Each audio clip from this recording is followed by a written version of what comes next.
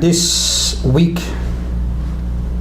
it's a very special week, and a lot to talk about, but I'm going to control myself, and we're going to talk just something, one small line from the Parsha. It's because a big week. Chamishas Av, the 15th of Av. There's a lot to learn about, but we spoke about it before. About Vo'etchanan, Nachamu Ami, a lot of beautiful ideas, but all spoken already, went through it. So let's not repeat ourselves, and let me just go one short idea in this parsha. And the parsha of the week, Moshe Rabbeinu repeats to us the old story. What happened in Matan Torah when Hashem gave us the 10 Commandments. The 10 Commandments. And he says one beautiful line. The line says, Kol Gadol was a very strong voice, sound, Velo Yasaf. Velo Yasaf means it didn't continue. Velo Yasaf means it did not. There's many explanations of what a word Velo Yasaf means. But one of the explanations being given, Velo Yasaf means when God spoke with a strong voice, whatever there was the voice or the sound that came out. But Velo Yasaf means that was no echo.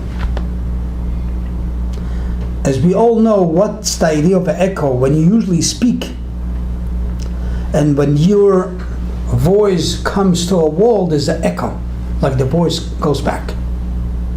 When God spoke the 10 Commandments, it says there was no echo.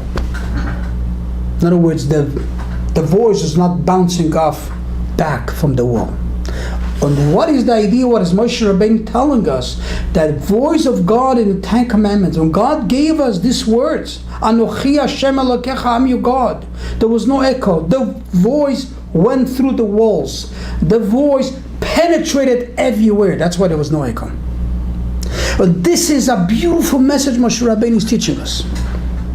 When Hashem gave us the 10 Commandments, Moshe Rabbeinu says, it's not just he said the words. The words went through and penetrated everything and everywhere. That the words of Hashem, Anochi Hashem Elokecha, is everywhere. The walls absorbed it. The trees absorb it, the ground absorbed it. It didn't stop anywhere. Not like when I speak, it comes a wall, I'll bounce back up. That's the echo. No, by Hashem, when He speaks, when He said His words, it went through and through. It penetrated everywhere. So everywhere in the world we have today, whatever you see, whatever object is penetrated with the words of God, of these 10 Commandments. And then why did Hashem do so? This is a message that God gives to us. When we learn, when we do something good, when we do something positive, you have to know that whatever you learn, whatever positive you do, it penetrates everywhere you are. It penetrates in the present what you are there. Well, this is how we know. When Mashiach will come, it says, who will be the witness of all the good deeds that were accomplished in this world? The walls of my house.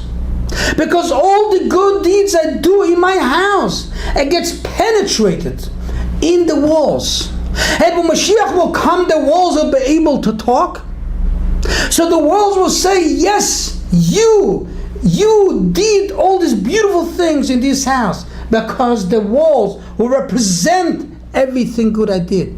Because whatever good I do, it penetrates in the walls, penetrates in the floor, penetrates in the ground. But this was accomplished by Hashem, by Him saying the 10 Commandments. He made it to be that the words of Torah, the positive things that we do, we accomplish, gets penetrated in the world, gets penetrated in the house. So this is, we have to learn the lesson when you live in a house, do a lot of mitzvahs there. Because the mitzvahs that you do in your house, the positive that you do in the house, it makes the house become a holy place. Because the house absorbs all the good that you do.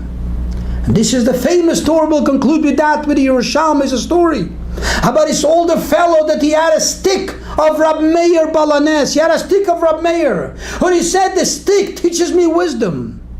Why? Because Rab Meir, being such a holy man, his stick, being next to him, absorbed so much kedusha, so much wisdom, so much greatness, that his older man, by holding the stick of Rab Meir, he absorbed wisdom. Listen to me very careful. Whatever you do, positive. Unfortunately, it works also in the negative. But I like to talk about positive, because now when the time of bringing positive to Israel, let's do more positive. And then the rocks, the stones, the walls, the trees, all become positive. This is how I'm changing my home to be a positive, beautiful home of mitzvahs. I'm changing the world through a positive world of mitzvahs, of great simcha and joy and positivity. And with this we'll be Mitzvah Hashem ready now for Mashiach Tzidkenu, and then we'll see the great accomplishment that we do and we did in our homes and in the world. Have yourself a beautiful Shabbos.